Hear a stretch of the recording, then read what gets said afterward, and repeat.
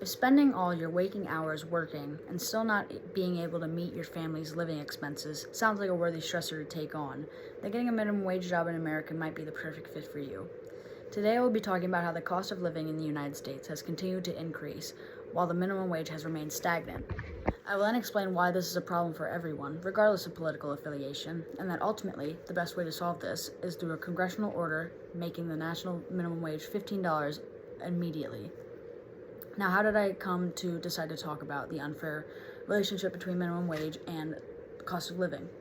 I first considered writing about police brutality in America, or how climate change affects everyone but is really the result of an oligarchy of companies and billionaires. I came up with more ways to tie in different articles and facts about the wage crisis than I could have with the other topics.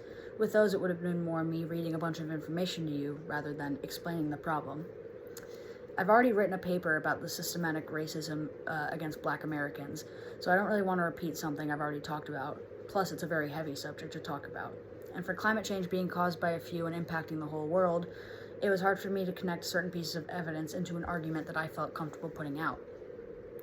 Because of the amount of information I could integrate about this topic, and because of how important but seemingly uncovered it is, I decided to talk about the negative impact that a stagnant minimum wage and increasing cost of living has on millions of Americans daily.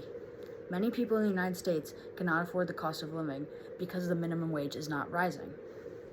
This is a problem because more and more people are falling under the poverty line, which is a problem for liberals who care about human rights and allegedly the homeless population, and a problem for conservatives who don't want to put their money into social programs like unemployment. More than that, life shouldn't be completely dedicated to a job, especially when most of the people being affected are families, and therefore they need to spend time with those families. In a study, it was shown that in San Francisco, working all the hours in the week at the minimum wage would still not be enough to afford rent anywhere in the city.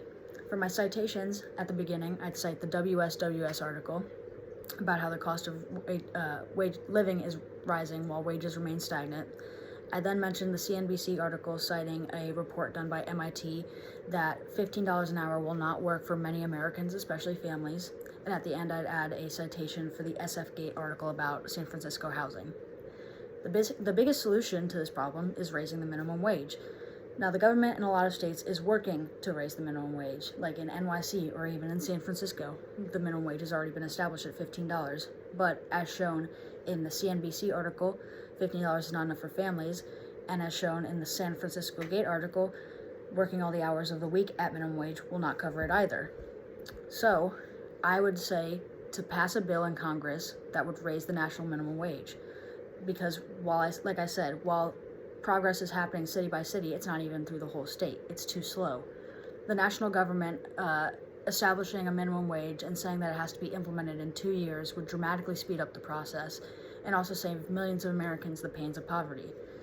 I would then use evidence like the Congressional Budget Office finding that 27 million Americans would see a pay increase if the national minimum wage is raised by the mid-decade, and that 900,000 Americans would be lifted out of poverty instantly. However, according to MIT, the lowest livable wage in the United States is $18.73. Therefore, Congress should go even further and raise the wage to $18 naturally. Also an important factor, there would be a lot of stimulation to the economy due to the added money in circulation. The Federal Reserve of Chicago reports that low-wage workers' households spent an additional $2,800 in the year after a $1 per hour increase to minimum wage. Furthermore, the Economic Policy Institute found that increasing the minimum wage to $15 by 2025 would generate $107 billion in higher wages. The earlier analysis indicates that an increase from $7.25 to $9.80 per hour between 2012 and 2014 would have generated approximately 100,000 new jobs.